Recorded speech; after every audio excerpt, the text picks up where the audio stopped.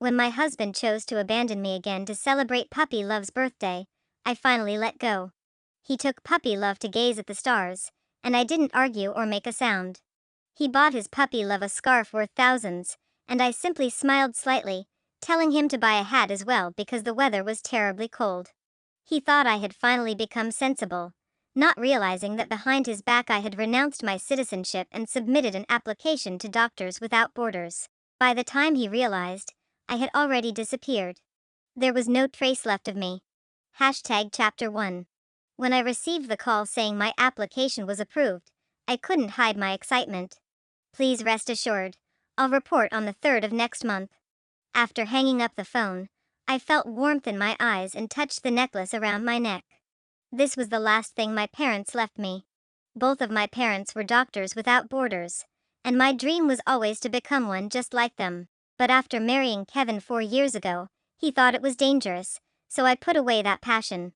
Now, with nothing holding me back, it's time to pursue my dream again. I wiped away a tear and turned to see Kevin coming out of the bathroom. He was drying his wet hair and noticed my red eyes, frowning slightly. "Did you cry?" I shook my head. Something got in my eye. He hummed in response, not calling me out on my poor excuse, or perhaps he was in a hurry to leave and just didn't care. He changed clothes, and something fell from his pocket. I picked it up and saw it was a restaurant bill. Kevin froze for a moment, then reached out, grabbed it, and crumpled it up before tossing it in the trash. The last time we ate with the director, I paid for the meal. I smiled bitterly. This restaurant was a couples-only place. You couldn't get in unless you were a couple. That director was a man in his 40s or 50s, and he didn't even bother to put any effort into hiding the lie. It seemed like he really didn't care at all. Chapter 2. When I didn't react, Kevin seemed like he wanted to explain something, but then his phone rang. Out of the corner of my eye, I saw the name Sabrina on the screen. The next moment, Kevin stepped away from me and went to the balcony, even closing the window.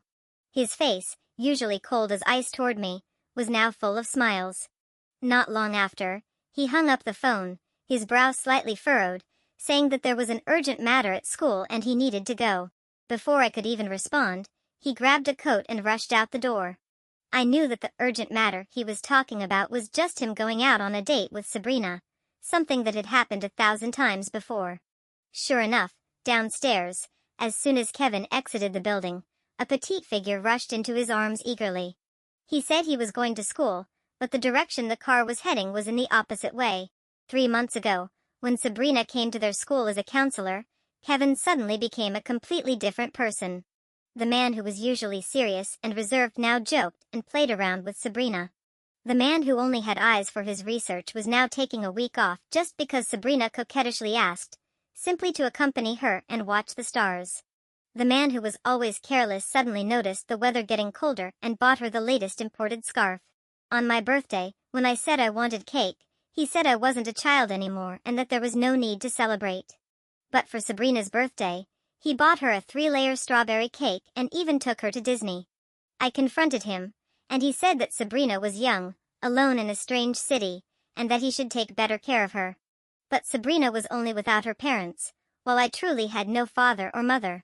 He was the only family I had in this world. Chapter 3. After that day, no matter what Kevin did, no matter how outrageous, I never raised my voice again. Because I had decided I didn't want him anymore. I had the lawyer draft a divorce agreement, and I also submitted my application to the United Nations for Doctors Without Borders. Now the application was approved, all that was left was for him to sign the divorce papers. The next day, I met up with my best friend for lunch. She teased me, asking if the sun had risen from the west today. Since you got married, for 4 whole years, every time I tried to meet, you'd say you had to cook for your husband. For 4 years, I had indeed cooked for Kevin every day. But not anymore. While we were eating, a familiar voice caught my attention. I turned toward the sound. Sabrina was pouting. "Professor, I don't even know how to write reports. You didn't sleep all night because of me. Do you think I'm dumb?" Kevin affectionately brushed her nose. "You're kind of dumb. Without me, what would you do? You'd probably never finish one in a month. This soup is so hot. I really can't do anything with you." Kevin smiled helplessly, then picked up the soup in front of Sabrina and patiently started blowing on it. My throat felt dry, and a wave of bitterness spread through my heart. I remembered once, when I had burned my tongue from the soup, Kevin had said I was being pretentious, rolling his eyes and saying, "No one's fighting you for it. It's like you've never had soup before." It wasn't that he thought the soup was too hot, it was that I was the one drinking it. I turned my gaze away, pretending not to see them, but my best friend noticed. She nudged me. "Wait a second, Rita, isn't that your husband? Why is he sitting with another woman?" I saw it. "They're just colleagues from his workplace." Colleagues? Who sits that close to a colleague and blows on their soup? That woman is practically hanging on Kevin. I can't stand it. She's messing with my friend, and she's finally met her match. With that, she charged over in their direction. I didn't have time to stop her before my best friend started yelling. "Kevin, do you have any sense of boundaries? That woman is practically hanging on you. If I didn't know better, I'd think you two were a couple. And you filthy woman, he's a married man, and you're chasing after him, trying to be the mistress." The crowd quickly turned their attention to watch the scene unfold. Sabrina tugged at her clothes, looking like a child who had done something wrong, her eyes red with tears. "Enough." Kevin shoved my friend hard, then turned his cold gaze toward me. "Rita, how can you be so despicable? Sabrina hadn't eaten anything last night. I just took her out for a meal. And you send your friend to embarrass her? What do you want? Do you want to make Sabrina lose face? Are you happy now? I didn't expect you to be this vile. I really misjudged you." He looked at me with eyes full of disappointment and gently comforted Sabrina. For a moment, all eyes in the room were on me. In his eyes, I was the villain. I met Kevin's gaze calmly and said, "I didn't instruct anyone to embarrass her. It's just that people have eyes, not everyone is blind." Then, ignoring Kevin's astonished expression, I turned and walked out with my furious friend. Once outside the restaurant, my friend continued to curse. "This heartless man. Do you remember when you gave up your dream for him, Rita? You gave up your dream to become a small doctor in a hospital, and now he says this to you. It infuriates me. I swear I just want to crush him." I forced a smile. It was in this very restaurant where Kevin had once proposed to me, saying he would always treat me well. I remember I had coquettishly said, "You better not lie to me, or I'll disappear and you'll never find me again." What was supposed to be a sweet flirtation had become a self-fulfilling prophecy. Chapter 4. When I got home, I glanced at my phone and realized that only 7 days remained until the 3rd of next month. I planned to start packing, but then I realized that I didn't have many belongings. A single suitcase would be all I was taking. When Kevin returned, I was staring blankly at the divorce agreement on the table. Since I was about to leave, I figured tonight would be a good time to talk to him about the divorce. He changed his shoes and went into the study. I picked up the divorce agreement and was about to knock on the door when I suddenly heard Sabrina's voice. "Professor, are you really going to divorce Rita?" The hand holding the divorce agreement tightened instinctively. So, he did want a divorce. This was good. It seemed the conversation would go smoothly. Suddenly, the door to the study opened quickly. I was about to speak, but before I could, he hurriedly said he had to work late and left. After he left, I took a shower and prepared to go to bed. I had a dream. In the dream, I was still a child, hugging my father's neck. He looked at me lovingly and asked, "What do you want to be when you grow up?" I said I wanted to be a doctor like my parents, saving lives and helping the sick. My mother smiled and said, "Then you must eat well and grow strong, because being a doctor requires a lot of physical strength." I woke up, and it was still early, the sky barely light. I went to the suitcase and found the white coat my parents wore when they sacrificed their lives. In the pocket was my father's last letter to me, still quietly resting there. "Rita, although your mother and I are no longer with you, we hope you don't let it break you. Be strong. People can fail, but they shouldn't be defeated. Face life's hardships and pain with courage. The ultimate value of life is to achieve no regrets when you close your eyes. Whatever you want to do, go for it. Your mother and I are watching over you from above." My nose tingled, and my eyes welled up with tears. I put on my father's white coat and stood in front of the mirror, choking back tears as I said, "Dad, Mom, I won't disappoint you." Just then, the door opened, and Kevin came in. His brow furrowed slightly. Why are you wearing this coat? Do you still want to be a doctor without borders? I bit my lip, holding back tears. No, I was just wearing it for fun. Kevin hummed in response and comforted me with a few words. But my gaze fixed on the lipstick mark on his collar. It was bright red and freshly applied. He noticed my stare, and when he looked down, he saw the red mark too. I froze for a moment, murmuring softly, Kevin, why don't we get a divorce? He was stunned for a second, his face darkening immediately. What are you talking about? How can you just say something like that? He then vented his anger on the door. After a while, he came back in and asked, where are our wedding photos? I was taken aback for a moment and quickly made up a lie. The frame was a bit old, so I took it to get reframed. If he really cared about me, he would have noticed that all traces of me were now gone.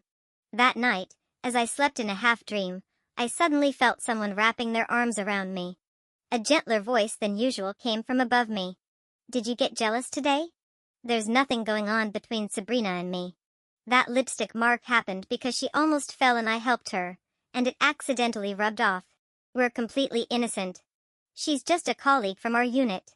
I pulled away from his embrace, replying calmly, I believe you. With that, Kevin's agitated mood finally seemed to settle. He hugged me and soon fell into a deep sleep.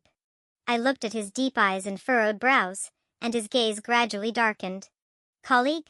He'd take his colleague to see the stars, celebrate her birthday, and take her to Disney, but tell me that birthdays are for children to celebrate.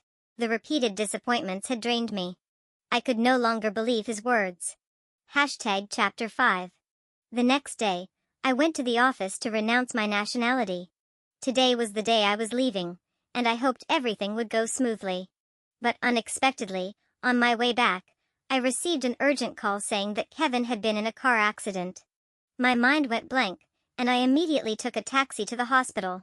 When I arrived at the hospital door, I was about to push the door open when I heard a few voices. Kevin, you really scared me when you pushed Sabrina out of the way. Aren't you afraid that car would have run over you? Look at how nervous you are. Don't worry, she's fine. The doctor said it's just a scratch. But you, if Rita finds out you're hurt, she'll be scared to death. By the way, when Sabrina passed out, she said that once she woke up, she wanted to marry you to repay you. But you can't marry her, can you? Why can't I marry her? Sabrina had an abortion for Kevin before. My heart seemed to be gripped by something, and I felt suffocated. So, they had this history. Sabrina had an abortion for Kevin. No wonder he couldn't forget her. A pair of tragic lovers, unable to be together because of me. My vision blurred, and I didn't even notice that my nails had dug into my flesh. There were moments when I truly believed Kevin when he said it was just colleague care. Now I understood, it was all beyond control. I took a deep breath and pushed the door open. As soon as I entered, everyone in the room looked at me, and Kevin's friends looked awkward. Sis, when did you get here? Kevin is fine, don't worry. Yeah, sis, he was just saving someone. Please don't misunderstand. Their explanations were just a case of trying to cover up the truth. I ignored them and walked straight toward Kevin, handing him the divorce agreement. Kevin, you really scared me this time. I bought you insurance, and I need you to sign it. Kevin looked at me with suspicion, wanting to say something but stopping himself. At that moment, Sabrina let out a few soft murmurs. Kevin stopped hesitating, quickly signed the papers, and went to comfort her. Suddenly, he looked up at me. Rita, rest well. I'll come see you tomorrow. Don't worry, I didn't misunderstand. Because those were the facts. Kevin sighed in relief, then turned back to comfort Sabrina. Chapter 6. The moment I stepped out the door, Kevin seemed to sense something, and he rushed out to give me a few parting words. While I'm not at home these next few days, make sure to lock the door and close the windows. With the holidays coming up, there are more thieves around. I smiled and said, got it. This should be our last meeting. Kevin, from now on, we will never meet again. After leaving the hospital, I followed the rescue convoy straight to the airport, embarking on my journey to Country M. My journey as a doctor without borders was about to begin. I was ready to dedicate everything to contribute to the light of human life. Kevin stayed in the hospital for a few days, and during this time, Sabrina took care of him. He kept glancing at the hospital door, feeling empty inside. At first, he didn't even know what he was waiting for. But when a colleague mentioned why his wife hadn't come to visit him, Kevin finally understood where the emptiness in his heart had come from. Rita had promised to come the next day, but 5 days had passed, and she hadn't shown up once. Kevin panicked. Sabrina held a peeled apple to his lips, but he didn't react. Sabrina pouted. "Professor, what's wrong with you? Why do you seem so absent? Are you worried about work?" "Don't worry. The school approved your leave so you can rest properly. Just don't think too much, alright? Have a piece of apple." Kevin snapped out of it and forced a smile, but he still didn't eat the apple. "It's not about work, Sabrina. Can you go home and check on Rita for me? She hasn't come these past few days, and I've been feeling uneasy." A flash of resentment crossed Sabrina's eyes, but she smiled and agreed. "Okay, since the professor asked, I'll go check on her. But Rita doesn't really like me, so I'm afraid she won't be happy to see me." Kevin frowned slightly, thinking about how Rita had treated Sabrina in the past 6 months. He worried that Sabrina might feel wronged if she went. He sighed softly. "Forget it, she's probably just busy. There's no need to go. I'll be out of the hospital in a few days anyway." Kevin thought that once he was discharged, he needed to have a serious conversation with Rita. Her hostility towards Sabrina was too much, and he didn't even understand where it came from. He still had to work with Sabrina, and her behavior was making things difficult for him. But by evening, that strange sense of unease returned, and Rita's eyes kept appearing in his mind, as if filled with endless sorrow. His heart raced. It felt as if something was quietly slipping out of control behind his back. He finally managed to fall asleep, but he had a terrifying nightmare. He dreamt that he couldn't find her, no matter how hard he searched. He couldn't take it anymore. As soon as the sun came up the next morning, he pulled out his 4. He wanted to go back. He needed to confirm whether Rita was still there. Just as Kevin tried to get up, a pair of pale hands pressed him back onto the bed. "Professor, you're still recovering, and you need to stay in the hospital for a few more days. Rita's an adult, she can handle herself. If you're really worried, I'll go check on her. At most, she'll just yell at me." Sabrina gently persuaded him, but Kevin pushed her hand away and softly said, "Forget it, I'll just go home. I've been here for so many days already, and I probably don't have any serious injuries. I can rest at home." Sabrina immediately started crying. "Kevin, just for my sake, please stay a few more days and rest properly. After all, you were hurt trying to save me. If you go home now, I'll really feel uneasy and guilty." For a moment, Kevin's face darkened, his voice cold. "What's there to worry about? And what do you mean for me? Don't say things that might give people the wrong idea. If Rita hears that, she'll misunderstand. It's been years already, you need to let go of those feelings. You'll always just be Zach's girlfriend to me. Don't expect me to see you as a woman." Chapter 7. 6 years ago, Kevin's best friend Zach was still alive. At the time, Zach had a girlfriend he really liked, Sabrina. But the truth was that Sabrina only agreed to be with him because he was Kevin's best friend. Kevin was the heartthrob of a university, the object of admiration and affection for countless girls, including Sabrina. After being rejected, she settled for second best, choosing to get close to Kevin through his friendship with Zach, secretly harboring feelings for him. Then, a devastating earthquake took Zach's life. It should have been Kevin who died, but Zach sacrificed himself to save Kevin's life. His final wish was to entrust Sabrina to Kevin, hoping he would take good care of her. At the time, Sabrina was already pregnant with Zach's child. She had become pregnant before marriage, and her parents, embarrassed by her actions, loudly rejected her, claiming they didn't want a daughter like her. They forced her to reveal who the father of the child was. Crying, Sabrina went to Kevin, and knowing how domineering her family was, Kevin, unwilling to let his friend's death be further tarnished by shame, claimed the child as his own. But at that time, Kevin was still a poor student. Sabrina's parents beat him up and then forced Sabrina to have an abortion. At that time, the people at school thought Sabrina had really aborted Kevin's child, believing Sabrina to be an incredibly devoted and loving girl. So, that day in the hospital, when Kevin's friends said those words, they truly believed them. But only Kevin knew that his feelings for Sabrina had always been that of a brother's loyalty to his best friend, nothing more. Kevin didn't pay any more attention to Sabrina. He left the hospital and went straight home, eager to see Rita. But when he pushed open the door, he called out for Rita out of habit, only to be met with an endless silence. He looked around the empty room, and Rita's presence had vanished without a trace. Their wedding photo, Rita's side had been cut out. Rita's toothbrush, clothes, jewelry, and handbag were all gone. Even her pair of slippers by the door was missing. On the coffee table, there was a document and a note. Kevin tremblingly reached for it. The document clearly read, "Application for Doctors Without Borders" in large letters.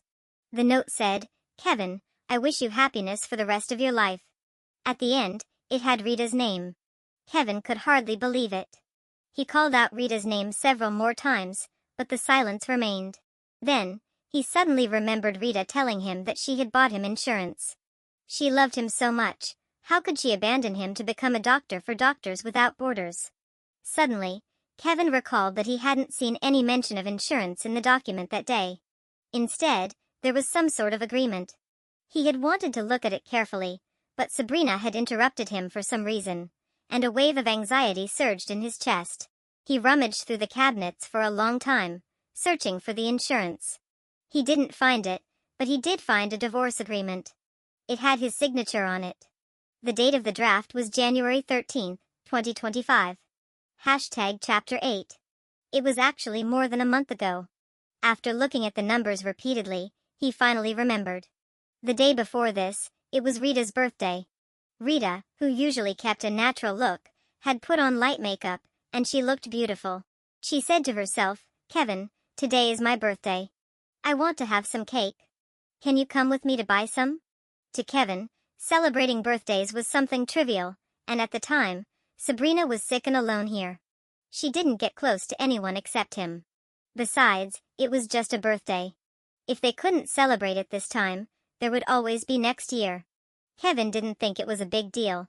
As for celebrating Sabrina's birthday, it was because of Zach. Zach had always spent her birthdays with her every year. Kevin had promised Zach to take care of Sabrina, but he had failed, letting Sabrina undergo an abortion and suffer physically. Out of guilt, he had subconsciously tried to make up for it in other ways. What he didn't expect was that because of this seemingly trivial matter, Rita had truly fulfilled her previous promise. She had really disappeared from his world without a sound. He painfully closed his eyes, and suddenly, memories of that day flooded his mind when Rita had said, "Kevin, why don't we get a divorce?" It turned out she wasn't joking or throwing a tantrum. She truly wanted a divorce. He remembered that he had comforted her and calmed her down, but now, thinking about it, Rita must have been utterly disappointed in him. She had no desire to argue or fight anymore. The details of the past few days came back to him clearly. She had suddenly worn that white coat of his father's. That day in the restaurant, when he had called her cruel, the cold look in her eyes. The wedding photo at home, which wasn't actually reframed as he had been told. She had been lying to him. It turned out she had planned to leave all along. Kevin pounded his head, hating himself for being so oblivious. If he had noticed any of this in the past month, he would have known she was gone. Yet, he foolishly signed the divorce agreement, still deceived by her. Chapter 9. Kevin tried everything to figure out Rita's whereabouts, but he came up empty-handed. Suddenly, he thought of Lily, Rita's best friend. They were so close. She had to know where Rita had gone. Excited, Kevin couldn't wait to find Lily, but before he could say anything, Lily slapped him across the face. "TCH, scumbag. Last time I didn't teach you a lesson, and now you dare to come here." In the past, Kevin might have gotten angry, but now, all he wanted was to find Rita. The slap didn't hurt or bother him. If Lily was willing to tell him where Rita was, he'd be willing to take a few more slaps. "Lily, where did Rita go? You must know where she is, right? Tell me, I have something to say to her, please tell me. Rita is your wife, she's probably at your house. What are you doing here?" Kevin knew she was lying. Rita left. She's gone to be a doctor with Doctors Without Borders. You're her best friend, she must have told you. What are you talking about? Rita's whereabouts are a secret. How would I know? But you, looking like this, What are you trying to show off? It's disgusting. TCH. Kevin's face fell, but he didn't give up. Please, I'm begging you, just tell me. I'm begging you. Late love is cheaper than grass. What are you pretending to be? Do you not remember how you treated Rita before? In front of so many people at the restaurant, you trashed Rita, called her cruel, just to defend your mistress. Now you have the nerve to ask about Rita's whereabouts? Rita did the right thing. You'll never find her in this lifetime. Kevin continued to struggle with the door, trying to force his way in, until Lily called the security guards from the complex and had Kevin thrown out. Hashtag Chapter 10. Sabrina looked at Kevin with a face full of sympathy, helping him up. Professor, why do you have to do this? Rita has gone, and she's gone. Let her be, and look around you, okay? Kevin paused for a moment and turned to look at Sabrina. Look around me? Who do you mean? You. Do you think you're worthy? You're not even worth a single hair from Rita. Sabrina's face turned pale. If Kevin had yelled at her, or vented his frustration, it would have been easier to bear. But the calmness in his eyes, the calm tone of his voice, made her feel as though she had never even entered his sight. Kevin shook off Sabrina's hand and coldly spoke the truth. Sabrina, if it weren't for Zach, I wouldn't have even glanced at you. 6 years, I've taken the blame for you, I've disappointed Rita over and over again, really, that's enough. From now on, let's pretend we've never met. As for Zach, I'll always owe him a life, but now I realize that life isn't something I should owe you.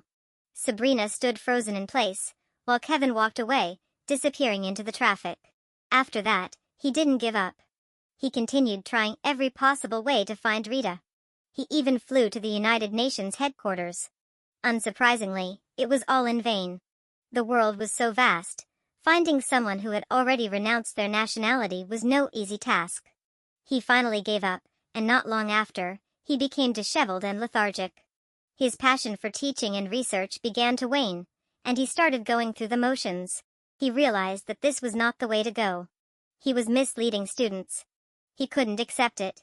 He knew Rita had become someone etched deeply into his bones, someone he couldn't let go of. The only way to change his current miserable life was to find Rita. Only Rita could save him. So, he quit his job at the school and signed up as an international volunteer, traveling to war-torn regions, disaster-stricken areas, and places affected by epidemics or earthquakes and tsunamis. Wherever Doctors Without Borders might be, that's where he would go. He believed that his genuine sincerity would touch the heavens. Hashtag Chapter 11. 3 months later, in the earthquake-stricken area of Country A, Kevin was busy moving supplies. A recent earthquake had devastated the area, and his volunteer team had come here to provide aid. Suddenly, a familiar voice reached his ears. Senior, your hand is injured. Let me carry these things, you should go rest. It's just a scratch, nothing serious. But you haven't slept in days. Your eyes are turning into panda eyes. Go sleep in the tent for a bit. Rita, there are injured people here. Kevin turned toward the voice, and the person he had been thinking about day and night was right in front of him. His eyes welled up, and he could no longer hear or see anything else around him. All he could focus on was Rita. His steps quickened, and his hand clenched into a fist at his side. I exchanged a smile with Luis and turned to head toward the injured. Suddenly, a strong force yanked me toward them, and in the next moment, I fell into a warm embrace. I found you. I finally found you, Rita. The trembling voice rang above my head. My mind went blank, and my body froze as that voice echoed in my ears. I've been looking for you for so long. I almost thought something had happened to you. Rita, how could you be so heartless? You said you didn't want me, and just like that, you left me. It took me a moment to realize that the person holding me was Kevin. I struggled violently, pushing myself out of his embrace. Sir, please show some respect. Don't delay me from treating the injured. After speaking, I turned and walked quickly toward the injured area.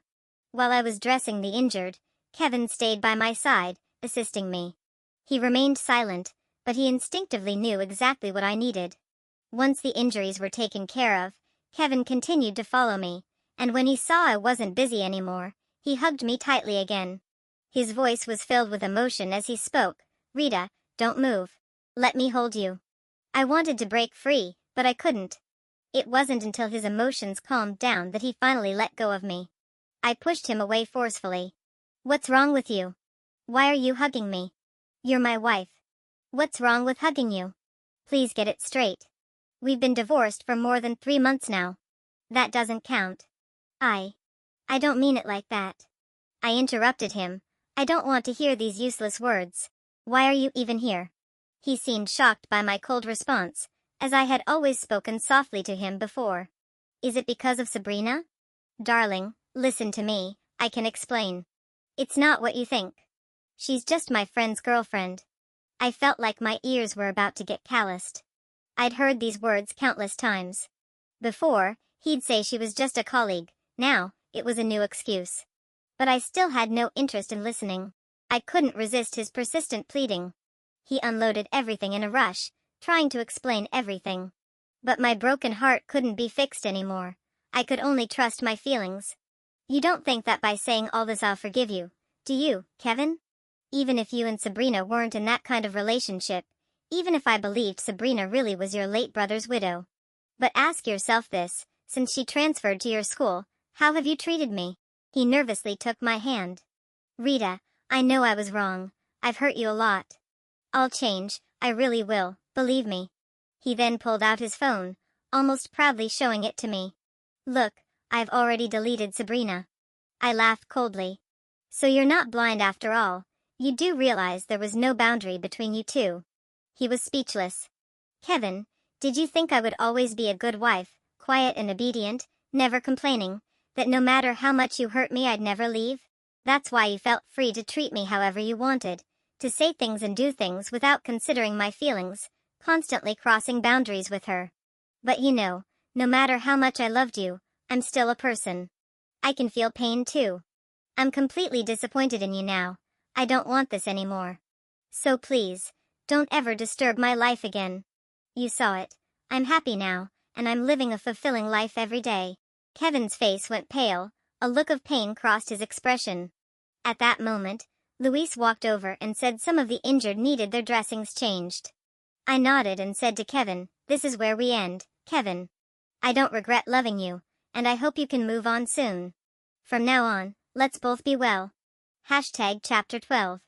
After that day, I thought Kevin would finally get the hint and leave me alone, but he still hovered around me. I treated him as if he were nothing but air. Until that day, when Luis suddenly said he might have a fever. I touched my forehead, then his, comparing our temperatures. I don't think so. They feel about the same. Before I could finish my sentence, a loud, irritated voice came from above. What the hell are you doing? Kevin stormed in, forcing himself between Luis and me, his eyes filled with rage as if he wanted to tear Luis apart. What's wrong with you, man? Why are you touching her? What the hell do you think you're doing? I awkwardly smiled at Luis, then turned to scold Kevin. What does this have to do with you, Kevin?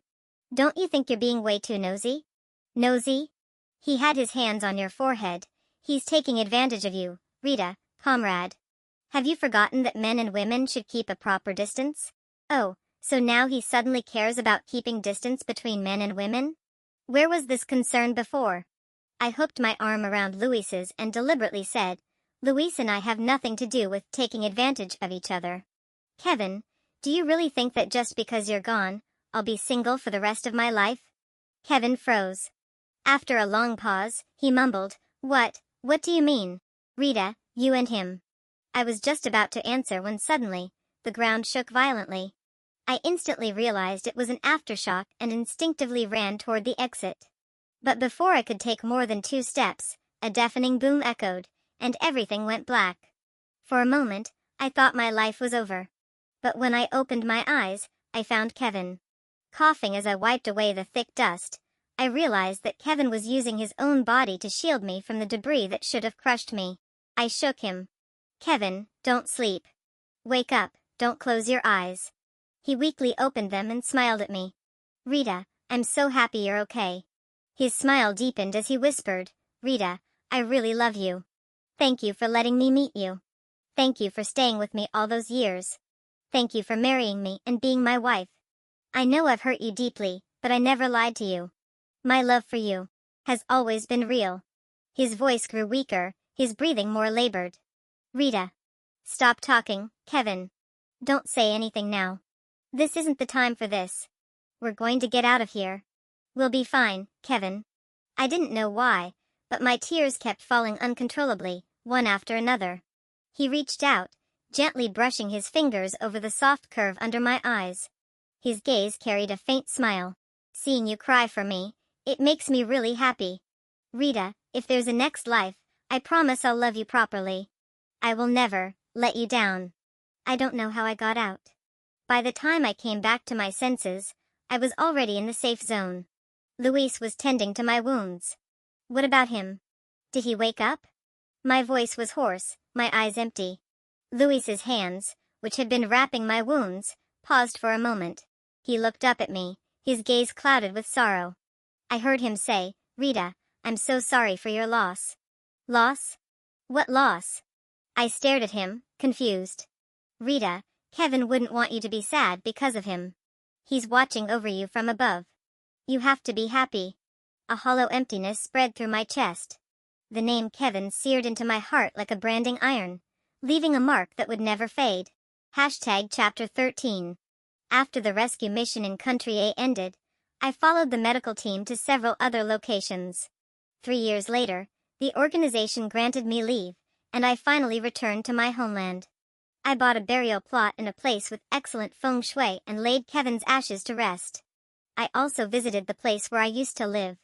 I didn't expect to run into Sabrina there. The moment she saw me, she suddenly became agitated and ran toward me. Where's Kevin? Where is he? She looked frantic, asking over and over again, her voice bordering on hysteria.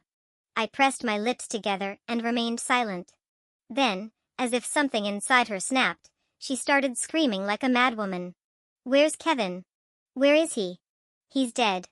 I said it with complete calmness. In an instant, Sabrina fell silent. She tilted her head slightly, her expression blank. Dead? The next second, she burst into manic laughter. Ha ha ha, he's dead. He's really dead. I watched as she ran off. Years had passed, and I had no idea what had happened to her. But honestly, I didn't care. There was always something about Sabrina that unsettled me. What I never expected was that after hearing about Kevin's death, Sabrina would jump off a building. She leaped from the very building where we used to live, falling to her death on the spot. 3 days later, I received my orders to return to duty. Before leaving, I visited Kevin one last time. That moment, I knew it was our final goodbye.